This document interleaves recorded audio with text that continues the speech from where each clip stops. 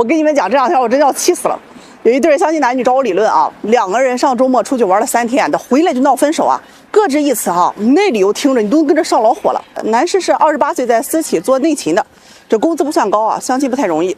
上个月就相了一个姑娘啊，这26岁会计，两个人认识有1个多月就谈上恋爱嘛。这半个月前，这女方就辞职了，觉得压力太大了啊，想出去旅游散散心，再回来找工作。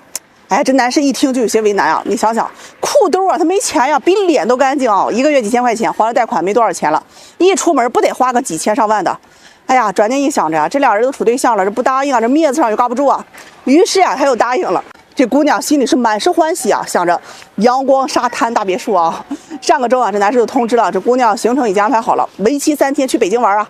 哎呀，周五一早就飞走，周天晚上回来。这姑娘听着是贼开心啊。按照计划呢，两个人周五一早就到了北京。哎，导游接到了，一片银发的大爷大妈们啊，这才知道男士报了个夕阳红的团，3天北京游啊，一人还不到500块钱，满车都是大爷大妈。这姑娘就不爽啊，我要的旅游是飞机、游艇、法拉利，你倒好给我整个大巴大爷和大妈。这男士一看啊，就开始哄着姑娘坐下来，和谁在一起旅游没关系，我们是出来看风景的啊。好了，最后呢，俩人算是和解了，忍了，钱也花了，去玩嘛。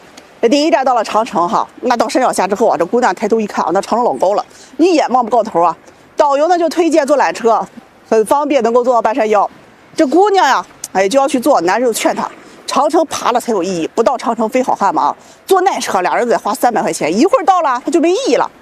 结果这满车的人都报了缆车啊，这姑娘就意见特别大。这男生就解释啊，这腿脚不好的人才坐，咱俩年轻人啊不用。就这样呢，俩人到了长城啊，愣是爬到半山腰啊，累的是半死不拉活的。这事儿还没过啊，晚上安排的酒店是标准间，这俩人为了避嫌呀，就各自和大爷大妈们合住。哎呀，这给这姑娘气的啊，嫌大妈打呼噜受不了，要花钱订大床房。男士就给劝住了呀，这都凌晨1点了，再坚持一下就天亮了嘛，半夜开个房这也太不划算了。好了，就这么过了一夜啊。第二天呢，俩人就去看这个天安门之类的自由行嘛，行程比较顺，但是啊，人家夕阳红的团他不管午饭的，给安排到附近比较有名的小吃街上去了。姑娘一听啊，来了北京，我不得吃北京烤鸭呀，嚷嚷就要去全聚德。好嘛，一问一只鸭子好几百，比团费都高啊。男人就说呀，这经济条件不行啊，不去了，换个其他的。人家姑娘可不愿意啊，俩人在路边这么吵啊。男士就说呀，自己的消费能力还没达那一步。这姑娘就说啊，这难得出来一次呀，你回家可以省着，出来玩了该花还是要花的。好了，两人反正是各执一词，最后男士妥协，说带着姑娘去吃点北京特色，结果吃了2碗老北京炸酱面，花了60块钱，差点没给这姑娘气炸了呀。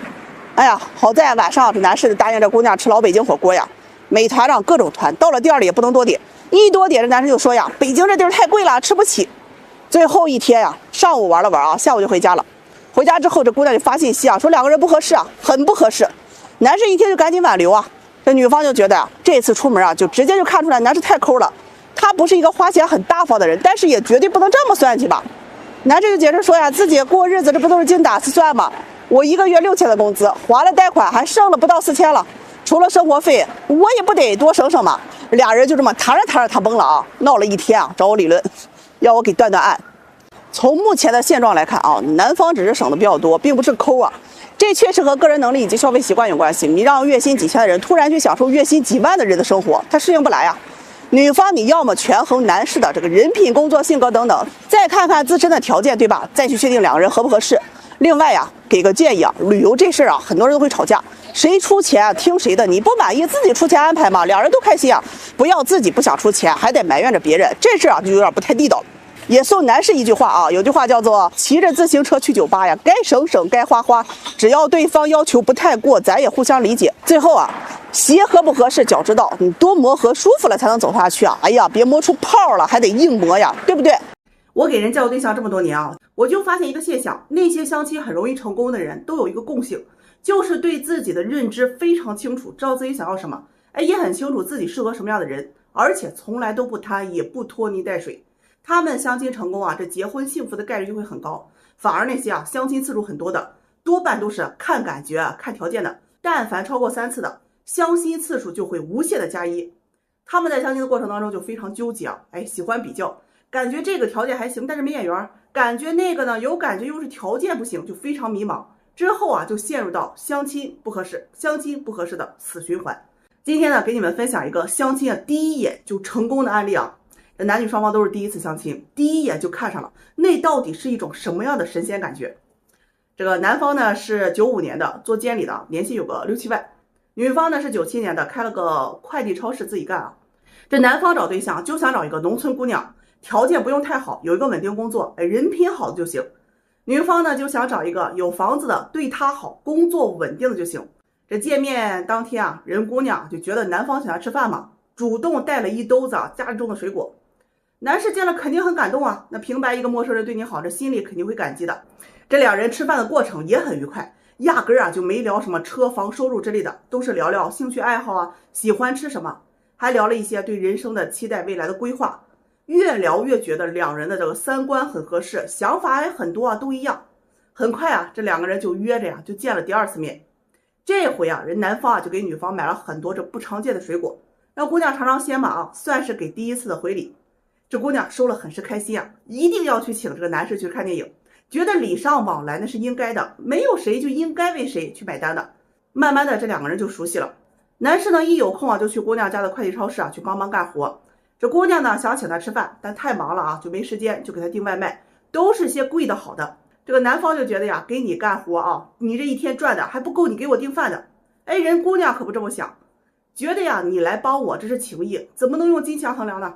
两个人呢就这么认识了有1个多月，男士啊就鼓起勇气买了束花，约着姑娘去公园嘛，去给她表白。人姑娘很开心啊，就直接同意了，也没有什么慢热，也没有什么矜持。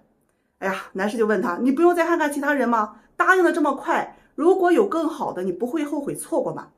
这姑娘很是爽快啊，说我认识你了，我就会好好了解你，不需要跟别人去做什么比较。那我要的是一个跟我三观合适、人品好、有工作的人，你都符合，我为什么要去看别人呢？人男士就说呀，你认识了别人可能会觉得别人更好的。这姑娘就说啊，我天天收快递，哎，心里很清楚，找对象就跟逛淘宝一样，我想买什么我直接去搜，价格合适好评多我就直接下单啊。反而你比较多了，压根儿就不知道哪一款好，眼都挑花了。有一次男士这个手在工地上受伤啊，这姑娘是两边跑去照顾，从来都不嫌烦。他觉得呀，两颗心在一起，互相理解和照顾，人才能过一辈子的。中秋节呢，两人互相去家里见了父母，双方父母啊都很满意。这个两家就定了亲啊，约定彩礼6万8，女方陪嫁一辆将近10万的汽车，定在了农历10月16订婚，准备腊月期结婚。你们听完就会发现啊，故事其实很普通的，但是又很温馨。相亲其实不难，遇到幸福啊也很容易。你要先明确自己的择偶方向，确定目标，摆好心态再行动。不要自己没车没房就要去追那要车要房的，自己今年35岁非要娶那25的，搞清楚自己的相亲定位啊，什么样的人才合适你，那很重要，千万别盲目去做舔狗。好了，下课，幸福的讲完了，下期又得吐槽不幸的了。在相亲这个圈里，有些人是真有意思啊，把相亲当做招舔狗的一种方式，和你相亲就得来追你，人家舔着个脸主动找你聊天，你忽冷忽热爱答不理，聊点爱好你说你没爱好，聊点美食你说你不喜欢吃，聊点未来吧你说你不愿意想那么远，天天都找你，你还说他不主动，一找你表白你就说缺少一种甜甜的恋爱的感觉。我操无情。上个月给一位26岁的女孩子介绍一位28岁的男士，男士的条件在相亲市场上属于绝对的中产，有车有全款房，还是体制公务员，父母都是高知家庭。哎呀，两人见面呢，男士啊是看上这个女孩子了，觉得长得漂亮，性格看着也比较温婉啊。女孩子对男士的印象也很好，条件很优秀了嘛。两人就这么认识了1个月，女孩子一大早就给我打电话呀，说男士把她给删了，让我帮她去挽留男士。哎，我一愣啊，我问他发生了什么，他说啊，昨天这男士跟他表白了，他给拒绝了。哎，这给我整得很纳闷，你不是挺喜欢这男士的吗？他说感觉两人这段时间的相处啊，没有恋爱的感觉。听得我呀，你们俩都没确认关系，你想要什么恋爱的感觉啊？他说那他想跟我在一起，不应该努力追我，让我开心感到幸福吗？这个月他对我都不怎么认真，也不怎么主动，我没有觉得开心啊，所以我才拒绝的。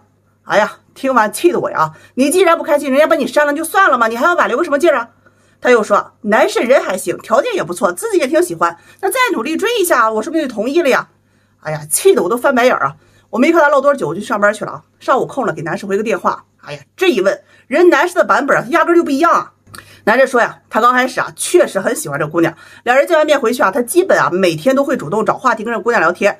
这姑娘就是话题终结者，他发10句，女方才回个1、2句，他就觉得没有聊下去的欲望了，想着聊天不行，那就主动约见面吧。这1个月啊，约电影、约吃啊，出去玩啊，前前后后见了也有个7、8次。这姑娘倒也配合，一约就出来，就是约出来啊，就是特别被动，什么都需要男方主动。认识了1个月啊，男士觉得这时间也不短了，就去表白。结果人家姑娘说她不主动，缺少恋爱的感觉，没有觉得男士喜欢她。哎呀，气的男士给我发了一大堆的聊天记录啊，让我看看哪天不主动了，哪天不约她了。我是头驴，你也不能只让我拉磨，不让我吃粮吧？他就感觉十分的痛苦，马上跟这姑娘断了联系。这种人要娶回家，那估计也得离婚，说什么也不愿意继续认识了。我回复给这姑娘之后啊，她就很委屈问我，相亲了就不能谈恋爱了吗？我想找个喜欢我的，我也喜欢的，有感觉的结婚难道错了吗？我说可以谈恋爱啊，但前提是双方承认是男女朋友关系吧。谈恋爱需要的是一个合理的身份，相亲你们能看对眼继续接触就可以确认一下恋爱关系，如果看不上眼那就直接说清楚啊，或者不联系，这都没有什么关系啊。最怕的就是你不咸不淡，感觉有戏又感觉没戏。一问他说还行，但是缺点谈恋爱的感觉，还不承认双方是男女朋友的关系，还想要对方来主动的呵护关心，甚至来跪舔自己，你这就不对了吧？他听完跟我说啊，女孩子太主动会不被珍惜的。我的天哪，都什么时代了，现实和鸡汤你得分清楚好吧？人聪明的女孩子遇到喜欢的那都跟狼见了肉一样，赶紧扑啊，就怕错过去了。你倒好，把男人当王八，自己当个兔子，搞个龟兔赛跑呢。有些女孩子你是根本拎不清楚啊，都出来相亲了，你指望男人天天追你，他是闲的蛋疼还是脑子抽筋啊？相亲市场上你以为就你一个人了，把自己当成公主了，非得捧着你惯着你不行吗？人男方主动了，你连个积极的回应都没有，你怎么让男方继续散发热情呢？再说男士这条件，有追姑娘的技能，今天也轮不到和你相亲了吧？还在想要恋爱的感觉，对不起，人给不了。现在这社会就这样，谁主动对我好，我就主动对他好。你想谈恋爱，有本事生活当中自己去招舔狗，把相亲当做招舔狗的一种方式，还疑惑为什么介绍的男人他不跪舔你，自我感觉良好，拒绝了对方，以为他会更积极主动的追你。哎呀，没成想算盘打错了吧，人删除了你，你真拿自己当皇太后呢？有随便挑别人的权利，别人被你挑是荣幸了吗？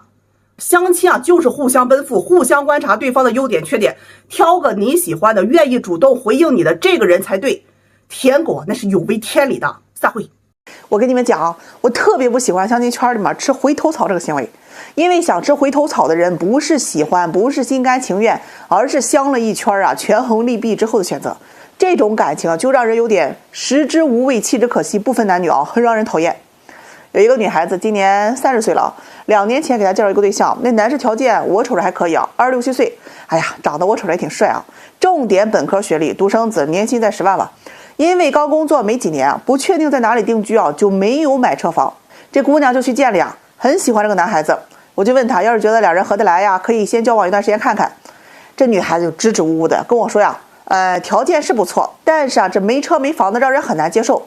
我说人家才毕业几年呀，没有车房那很正常的。你们要是感情好啊，这买车买房的事情，你也可以跟男方去商量买在哪里，这多好呀。这姑娘听了啊，就特别不愿意啊，很理性的给我分析说，不要相信一个人的话，看不见的东西永远都是在画大饼。你说他没车没房，谈了感情，他又不买车房了怎么办？那个时候分手多伤人啊！他想了想还是给拒绝了啊，说男士啊确实条件很好，哎呀就是没车没房有点可惜，他还是不能接受。他又让我给介绍一些有车有房条件还不错的啊。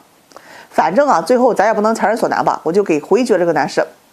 再后来我就给这个姑娘介绍了有好几位啊有车有房的，但是他不是觉得这个男孩子长得丑，就是觉得那个学历不高啊，工作不好，要么就是觉得啊这个男孩子啊情商不够，不能够给他提供一些情绪价值。这么拖拖拉拉的相了2年，哎呀，我养的刺猬都找对象了，他还没找着。哎呀，去年我就有点着急了啊，劝他别太挑了。女孩子年龄很重要的，你自己条件就算再好，一旦过了30岁，这资源一定会呈断崖式的下降。哎呀，这姑娘反正啊也没听心里去，还是悠哉哉的这个挑着，就是想找个有车有房的，外形有眼缘能赚的。好了，这一晃啊，今年30岁了，很多同龄条件好的这个男士啊，一听他年龄就不愿意认识了，条件差一点的他也看不上，他自己就开始特别焦虑。去年之前每个月都能相个1、2个，现在啊这半年才能相1个，还远远比不上之前他拒绝的那些。哎呀，他心里就特别不舒服啊，落差感太大了嘛，也后悔当初啊，你看看选哪一个都比现在这些要好啊。昨天我不出差了嘛，突然给我打电话说之前那个男士啊就是条件很好，可惜没车没房那位可以再认识一下。哎呀，我一听啊，刚开始还有点懵啊，后来一反应过来，你有没有搞错啊？这都过去2年了，你想着回头来了。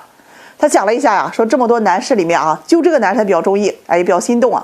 虽然没车没房，但又细想了一下，男士的能力和家庭条件，买车买房应该不成问题。他愿意和男士啊先交往一段时间看看。哎呀，听完我顿时特别无语啊！大姐2年了，你要是回头草，你得看看草还有没有吧。他又和我道歉啊，说自己啊年轻无知啊，错过去了，现在后悔了，让我帮忙给说说好话，再给撮合一下。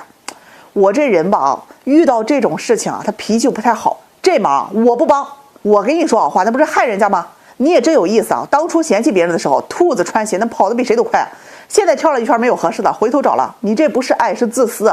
哎呀，娶你坟头都得冒烟，那祖宗得气出来。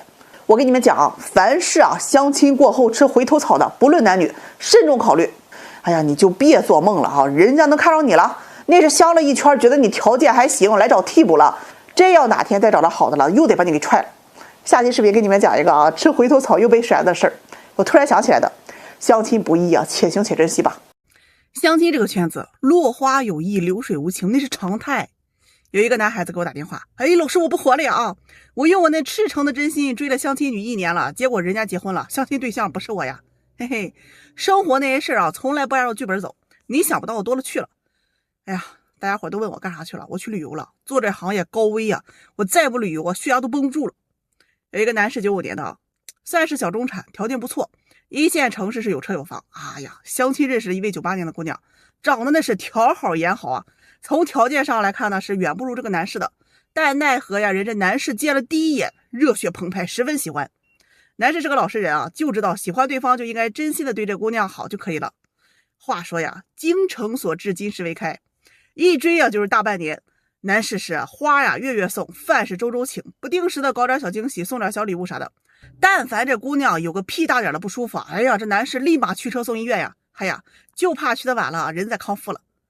就这么细心呵护了好几个月啊，男士终于鼓起勇气，自信满满，问这姑娘：“你可以做我女朋友吗？”哎呀，人姑娘说呀：“你人太老实了，总是对我嘘寒问暖，我不喜欢你这个类型的，我喜欢情商高的。”哎呀，这给男士给打击的啊！想着我的条件很好啊，有车有房还有商铺，为啥就不喜欢自己呢？于是呀，加大力度开始亲自做饭，装盒饭里，每天去给这姑娘送去。哎呀，人家呢是坚决不要他来，他就中午订外卖，晚上订专车，想要的都满足。哎呀，一般人呢早就被感动毁了吧？但这姑娘呀，却总是不冷不热的态度，发信息呢也回复，但就是不主动。哎呀，约他也出来，一表白就说俩人不合适。你说你不合适吧啊？男士请你吃饭你还出来，送礼物你还照收，就是一副养鱼却不想喂鱼的样子。上个周两人认识了1年了，这男士原本想整个认识1周年纪念日，给个惊喜再表白还没等过呀，他又在这朋友圈里刷到了这个姑娘订婚的照片，那配文很感动啊，感谢一路相伴呀，正式官宣以后人生就有你了。搁谁不生气啊？那蹦高的给这姑娘不停打电话呀，人姑娘直接不接，发各种信息给他呢，开始是不回，后面直接给拉黑了。哎呀，气的这男士第二天就去单位找他去了。这姑娘见没躲过去直接就跟他说了，我不喜欢你，我跟你说过了，你自愿追我跟我没关系，那我订婚这事儿也跟你没关系。男士听了就反问拒绝我为什么还要收我的礼物？人家姑娘就说呀，做朋友是可以收的吧。好了，那男士回家痛哭流涕就是想不明白为什么不喜欢可以拒绝的彻底，非要给点希望，搞得跟欲擒故纵一样，打击来的太突然了。哎呀，就问我怎么办？我咋办？哎呀，默哀1分钟吧，祭奠那没盛开的爱情。有的人相亲真的，一遇到喜欢的就去追，各种好的去付出他认为时间长了，对方一定会因为他的好喜欢他。造成这个局面的关键，你要看你的真心值不值得，能不能满足对方的需求换句话来说，你要看你自己付出的好是不是对方喜欢的。有的妹子喜欢帅哥，你虽然有钱，但是你不帅她就是不想搭理你。有的妹子喜欢强壮的，你虽然长得帅，但你瘦的跟个鸡崽子似的，她也不想搭理你。有的妹子她就喜欢有钱的，你对她再好性格再稳重，没钱她也不想搭理你。感情这个事情爱是不一定能换回来爱的，你的爱再好，像金子一样好，对不起，人家就不需要，他就不喜欢。这个道理是非常非常简单的，但有些人就是听不懂。人呢都有执念，他越想得到这个东西他就拼了命的去提供他能提供的价值。那对方呢，你给他好处，他就陪你玩一玩，他越玩越轻松，你越玩越深，到最后你什么都提供不出来了，他拍拍屁股走了，你天塌了。我反反复复的跟你们强调很多遍，爱情永远都是选择大于努力，方向反了就很容易引火自焚的。武大郎咋玩死的？警钟长鸣兄弟们。再遇到这种情感问题你要想不明白不怕我怼你就来找我，当然我也有时候很温柔。有些人来相亲你就是扯犊子，有一姑娘很坚定的丁克主义啊，来参加相亲会，埋怨别人怎么不接受。大姐，你给人断子绝孙，你让别人怎么接受啊？气得我是血压乱窜啊！有2天没发视频了，办相亲会去了，办了4场，忙得要命。今天上午呢是硕博专场相亲会，人不多。会上呢就发生了一件很有意思的事情。有一个女孩子今年28岁啊，身材高挑，很好看，就长得特别像那个高圆圆，是一个女医生。相亲会上面就有3位男士就特别喜欢她，跟她表白啊。有一个男士啊就很高，但是很瘦，这个女孩她不太喜欢瘦的，就拒绝了。还有2位男士啊，这姑娘觉得还行，一位是牙科医生啊，共同话题比较多；另一位呢是公务员，工作好，人也挺帅，同岁的。1号男嘉宾就比较浪漫啊，喜欢画大饼，有点像那个《非诚勿扰》那种场面，跟姑娘说呀，见你的第一眼我就爱上了你，此生非你不娶。我不知道为什么喜欢你，就像我无法描述水是什么味道，但是我知道我需要你，就像我需要水一样。哎呀，你听人这表白词啊，听的人是麻酥酥的呀。2号男嘉宾啊就比较务实一点，说自己会做饭，会打扫卫生，会疼人，会照顾人。你开心我就陪你啊，你不开心啊我就安慰你。你要不说你是来相亲的，哥们儿，我都以为你是来应聘养老院的呀。这姑娘听完了，哎呀，特别纠结啊。2位男士都挺好的呀，她就很想问一个问题，2位男士就争先恐后，特别期待。这姑娘酝酿了一下啊，来了句：“我这辈子不生孩子，你们接受吗？”真的那一瞬间，现场是哑口无言啊！我呀，又吃惊又纳闷啊！你这是要丁克吗？他拿着话筒说：“对，我要丁克。我不喜欢孩子，我也不喜欢照顾孩子。在医院工作，这看了太多的生死离别，我也不希望我的人生太累。”还没等他说完，这1号男嘉宾啊就插话说：“不好意思，我接受不了。在我看来呀，有孩子才算完美，这丁克就是自私。”转身呢就走了。这姑娘当时就挺失落呀，转身呢这望向2号男嘉宾，她是很期待2号能够认可她的。这位男士就本着渡人渡己的精神，先劝他，你可以先过2人世界，后面再考虑孩子嘛。这孩子是希望生孩子人生才算完美，不生孩子现在舒服，老了会后悔的呀。结果这句话人女方听了直接很有意见啊，表示生不生那是自己的意愿，想生就生，不想生就不生，互相尊重就好了，你不需要来劝我。行了，2号嘉宾啊，看自己说不通啊，他就不接受这样的人生观，转身就退场。女孩子有点懵了啊，而且还有点失落。散会的时候呢，这姑娘就找我，她说特别想不明白啊，喜欢我不应该包容我的想法吗？听得我也是特别无语啊，妹妹，你是丁克呀，你要给人断子绝孙的呀。我问她你是真想丁克还是暂时的？她说是真的想，她觉得孩子是负担，生出来自己又抚养不好，她觉得有罪，她也不希望自己的人生啊过得太辛苦。哎呀，姑娘，我也挺认同你的想法，我觉得你想法很好，活着终究是为自己负责，只要不是一时的情绪输出啊，那啥决定都是你的事儿。但你丁克，你不能强迫去喜欢你的人接受你的观点吧？你可以找个愿意丁克的人再谈感情啊，但是你不能找个不想丁克的，就因为爱你，所以你要人家丁克。哎呀，这事就反了。就好像你想找个有车有房、年入几百万的，没问题，但你需要找到已经有这个条件的人去爱你，愿意娶你，而不是你跟穷小子谈恋爱了，你就逼着他去给你买车买房，再给你几百万，这是一样的。就这样式的，谈了一半啊，爱你爱的死去活来了。哎呀妈呀，你跟人说要丁克，给人断子绝孙啊，人家祖宗啊都得刨坟爬出来找你算账，是这个理儿不？相亲市场，男人可以向下兼容，女人不行，必须得往上架，差一点都不行。你以为我想说女孩子呀？我是真的忍不住啊！现在女孩子找对象的思想，你真能让她给整崩溃了。身高、长相、性格、学历、工作、收入、家庭啊，通通都得纳入考虑范围，不能比自己差，不能比朋友差，也不能比闺蜜她老公差。你说要命不要命？今天有一个91年的上海姑娘给我打电话啊，问我这里有没有合适对象。我问她要求，她说要求不高，只要能在上海有房工作稳定，未婚就可以。这话一出，你说你不吓得人肝疼吗？上海一套房子首付也得几百万，一个男人从20多岁出来毕业，给他15年的时间，不吃不喝1年几十万才会赚得出来啊！我说这要求太高了，不现实。他说他朋友好多都在上海结婚了啊，南方买的房子，他也想。听完我问他呀，那你现在怎么还没嫁出去呢？他说自己挺后悔的，相亲有个7、8年了，那个时候就一门心思呀，想找个有房子的、有户口的、年薪几十万的，长得还得好看的。基本啊，他看上的看不上他，看上他的他也觉得心里不太痛快。就这样挑挑拣拣，到了30岁着急了呀。即便着急啊，也不甘心放低要求。曾经啊，这个有个上海有房子、年薪几十万男人喜欢他，但他觉得这个男人啊情商不高，吃饭吧唧嘴，说话声音大等等，就没同意啊。结果这个男的很快就找到结婚对象了，他还在相亲。这不一晃今年32岁了，朋友的孩子都快上小学了，他就很想找一个合适的对象结婚啊，他也不挑了，说只要有房子能让他定居在上海就可以。我让他介绍一下自己的情况。他说自己在外企做翻译的，工作体面啊，月薪8000左右。听完之后啊，我就问他在上海待了几年了，他说9年了。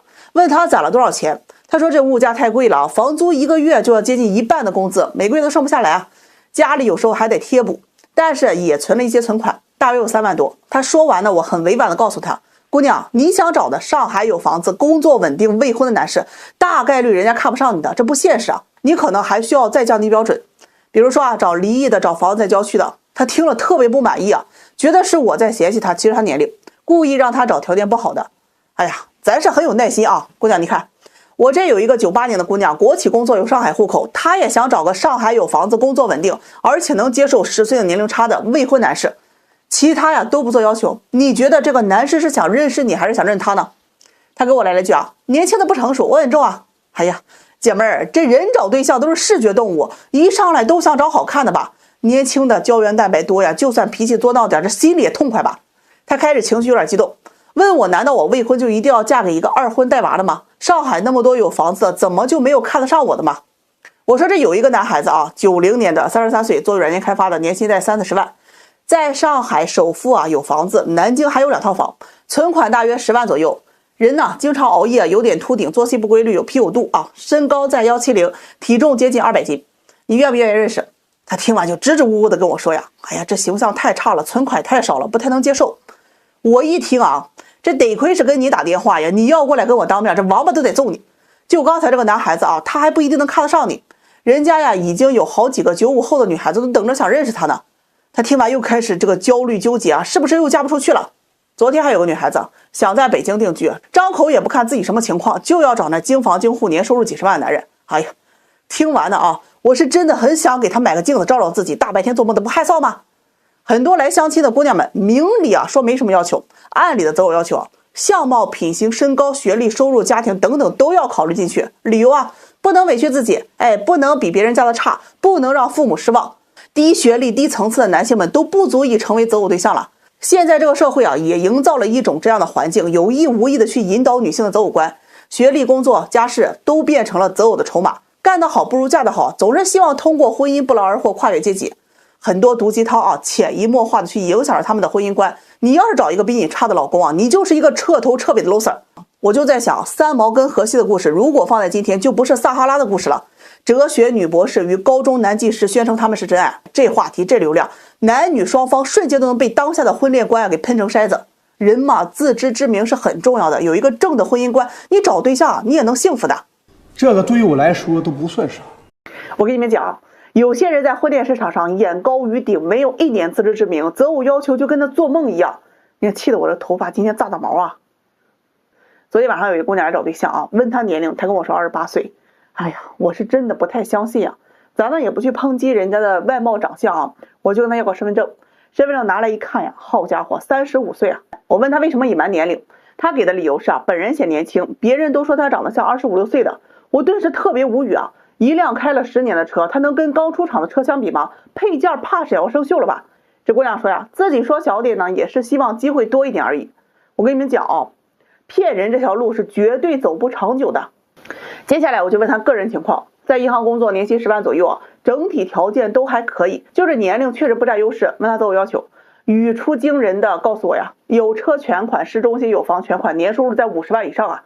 哎呀，说完这些之后呢，还略有自知之明的跟我说呀，我也照自己的情况，年龄大了一些，长得一般啊，也比不过其他年轻人，所以啊，我决定放低择偶要求，接受离异的，但是不能带孩子，要优质男，找同龄或者是偏小一些的。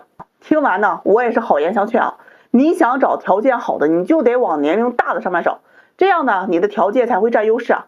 还没等我说完，他就直接给我怼回来啊，年龄大的精子质量不好，我需要优生优育，之所以拖到现在没结婚啊，都是为了下一代考虑。哎呀，姐姐啊，你光考虑后代，你不考虑自己啊？